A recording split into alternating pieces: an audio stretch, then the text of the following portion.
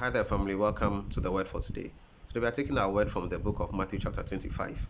Today's word talks about the end of time and the judgment day, which we don't hear so much being talked of in these our days, and we don't have much preaching concerning it.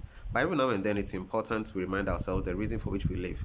That this life that we live in the flesh, we live it by the faith of the Son of God, who died and he gave himself for us. So it's important that we remember the reason for which we live. In Matthew chapter 25, verse 31, and I read, kindly follow with me.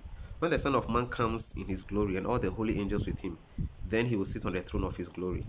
All the nations will be gathered before him, and he will separate them one from another, as as the shepherd divides his sheep from the goats. And he will set the sheep on his right hand, but the goats on his left.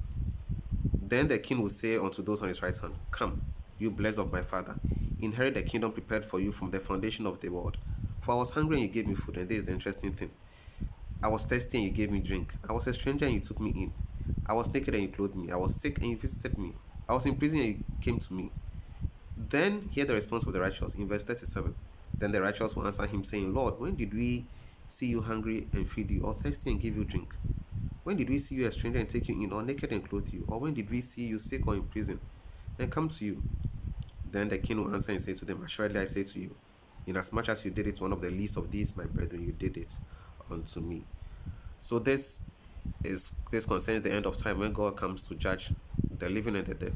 And here Jesus is saying that when he comes to judge the living and the dead, our works will speak for us.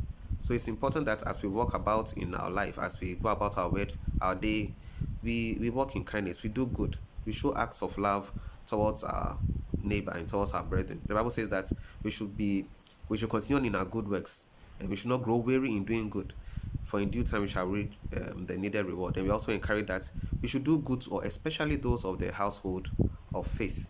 So that is the word for today. Kindly keep it in mind. Bear in mind that as you go about your day, be good, because it has eternal reward. All the best.